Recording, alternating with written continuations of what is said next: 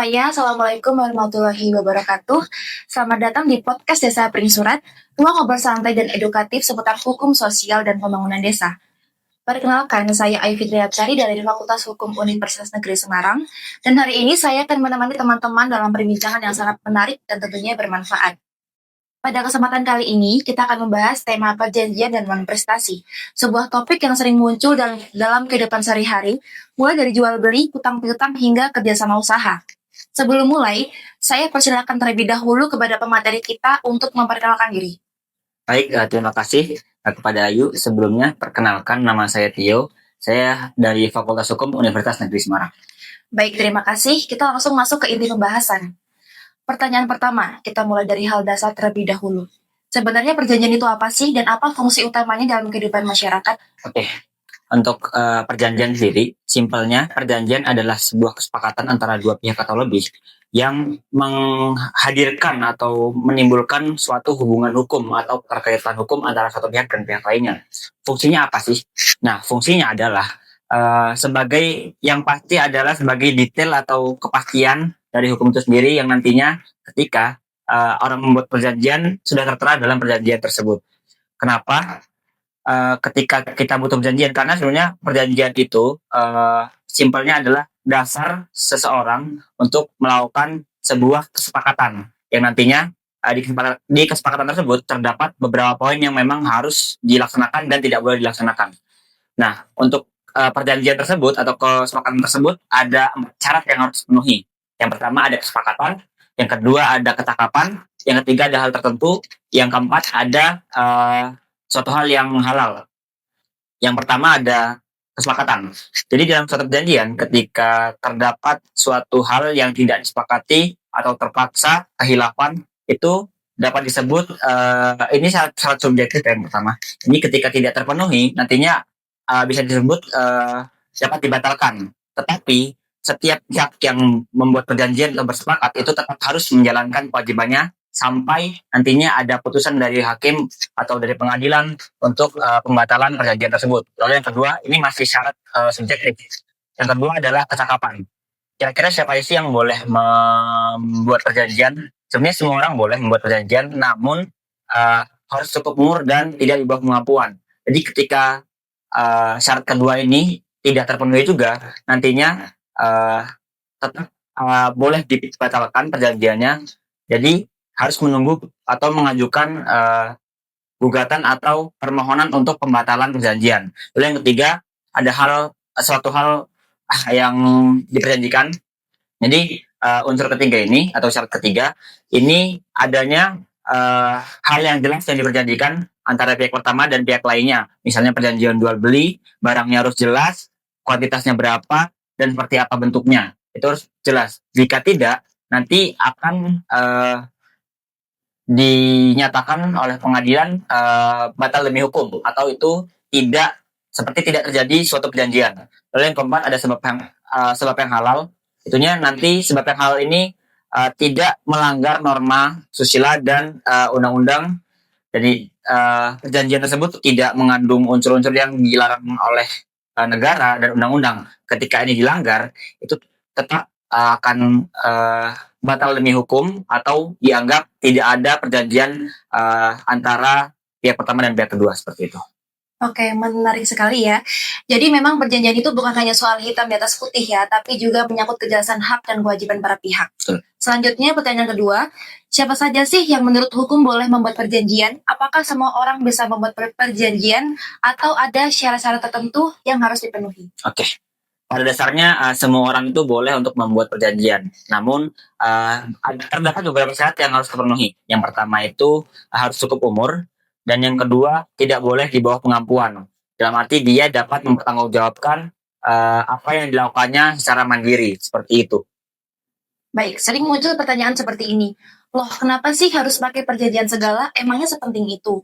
Nah, menurut Tio, apa alasan hukum dan alasan praktis kenapa perjanjian itu sangat penting? Oke. Untuk alasan praktisnya, kenapa perjanjian itu sangat penting? Karena kita sebagai masyarakat, sebagai manusia, setiap harinya melakukan perjanjian, entah itu kita jual beli, simpelnya sewa menyewa atau penggunaan barang dan jasa. Nah, ketika tidak dilandasi dengan perjanjian yang jelas, nantinya tidak ada uh, detail yang atau hak yang dan kewajiban yang harus dilakukan dan pihak kedua lakukan. Untuk pembahasan hukumnya, kenapa wajib dan kenapa diharuskan, ketika nanti terjadi hal-hal yang tidak diinginkan, terjadi sesuatu yang tidak boleh dilakukan oleh pihak A dan pihak B, nantinya perjanjian ini akan menjadi dasar untuk berlanjutnya atau diselesaikannya sengketa ini ke ranah yang lebih lanjut. Jadi perjanjian ini kenapa penting, karena yang pasti sebagai bukti hak dan kewajiban antara pihak pertama dan pihak kedua, serta menjadi alat bukti dan kepastian hukum. Gitu. Oke, baik, kita masuk pertanyaan berikutnya. Apa saja sih yang dapat diperjanjikan menurut hukum? Apakah semua hal boleh diperjanjikan atau ada batasan tertentu? Sebenarnya semua hal bisa diperjanjikan, teman. Untuk yang umum biasanya ada jual beli, ada sewa menyewa, ada perjanjian kerja, perjanjian utang piutang, perjanjian pranikah, perjanjian kerjasama juga. Itu semuanya dibalut di perjanjian, dan nantinya itu semuanya akan membawa ranah atau muara yang kesepakatan antara satu dan yang lain. Itu. Nah, ini bagian yang paling sering terjadi dalam kehidupan sehari-hari. Ketika salah satu pihak tidak memenuhi janji atau melanggar isi perjanjian, apa akibat hukumnya? Apakah langsung kena sanksi atau harus melalui tahapan tertentu dulu? Oke. Untuk salah satu pihak ya, kalau tidak melaksanakan perjanjian. Betul. Sebenarnya kalau kita melaksanakan perjanjian itu nanti ketika semua syarat dari perjanjian itu terpenuhi, kan terjadi suatu prestasi. Prestasi itu apa? Prestasi itu adalah hak dan kewajiban yang harus dipenuhi antara pihak satu dan pihak yang lain. Ketika salah satu pihak tidak memenuhi kewajiban atau hak dari pihak lainnya, itu nantinya akan terjadi wan prestasi yang biasa dibilang, atau bahasa gampangnya adalah ingkar janji, seperti itu. Wan prestasi ini nantinya ketika kedua belah pihak ada yang merasa dirugikan, itu bisa melakukan yang pertama mediasi antara dua pihak secara non litigasi atau di luar pengadilan. Ketika memang sudah tidak bisa dilakukan musyawarah, nantinya bisa dibawa ke ranah hukum atau di pengadilan yang didaftarkan gugatannya oleh pihak yang dirugikan, seperti itu. Baik, pertanyaan terakhir, kita bahas mengenai wan prestasi, yaitu keadaan ketika suatu perjanjian dilanggar. Jika terjadi wan prestasi, bagaimana alur atau prosedur pendaftaran gugatan wan prestasi di pengadilan? Apakah masyarakat bisa melakukannya sendiri, dan apa saja yang perlu dipersiapkan? Oke. Untuk alurnya, yang pertama itu apakah masyarakat bisa mendaftar sendiri apa enggak? Sebenarnya masyarakat bisa mendaftar sendiri ke pengadilan negeri. Itu bisa melalui pengadilan negeri secara langsung di bagian perdata, atau nantinya bisa mendaftarkan online secara e-court. Namun terdapat beberapa syarat-syarat atau berkas-berkas yang harus dipenuhi. Yang pertama adalah surat gugatan. Surat gugatan ini nantinya berisi kronologis, berisi identitas dari penggugat, tergugat, lalu berisi amar yang diinginkan atau apa yang diinginkan dari si penggugat, seperti itu. Nantinya setelah itu ada berkas-berkas kedua, yaitu berkas-berkas pendukung atau bukti surat, bukti saksi, dan lain sebagainya. Nah, di sini nanti ketika semuanya sudah dipenuhi, bisa mendaftarkan ke pengadilan secara online ataupun secara langsung. Setelah itu nanti setelah didaftarkan ke pengadilan, nantinya akan ada verifikasi atau pajar biaya. Nanti pajar biaya perkara itu nantinya ditentukan oleh pengadilan masing-masing, pengadilan di setiap daerah. Jadi misalnya berperkara di Temanggung, ya diajukan ke pengadilan Temanggung. Nah, nantinya setelah adanya biaya yang diajukan oleh pengadilan, nantinya dibayar dan verifikasi. Setelah itu, setelah semua berkas dan verifikasi setelah terpenuhi, nantinya dari pengadilan akan menjadwalkan untuk sidang. Sebelum sidang itu ada tahap pertama, yaitu mediasi. Nantinya ada hakim yang memediasi antara pihak pertama dan pihak kedua.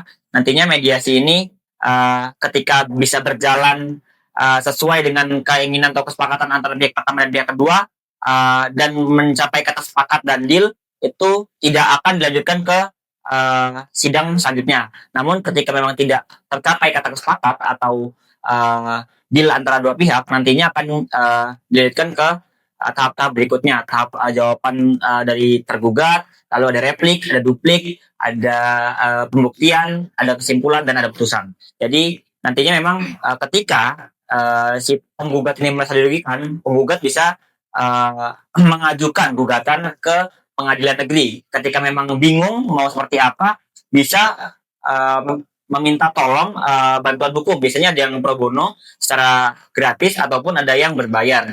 Jadi itu nanti dikembalikan lagi kepada si penggugat tersebut seperti itu. Baik, terima kasih banyak kepada Tio atas penjelasan yang sangat bermanfaat. Kita jadi lebih paham bahwa perjanjian bukan hanya soal janji biasa, tetapi memiliki konsekuensi hukum yang jelas. Dan untuk teman-teman pendengar podcast Desa Pring Surat, semoga pembahasan hari ini bisa menambah wawasan dan membantu dalam kegiatan sehari-hari. Saya Ayu Fitriamsari pamit undur diri, sampai jumpa di podcast berikutnya. Wassalamualaikum warahmatullahi wabarakatuh.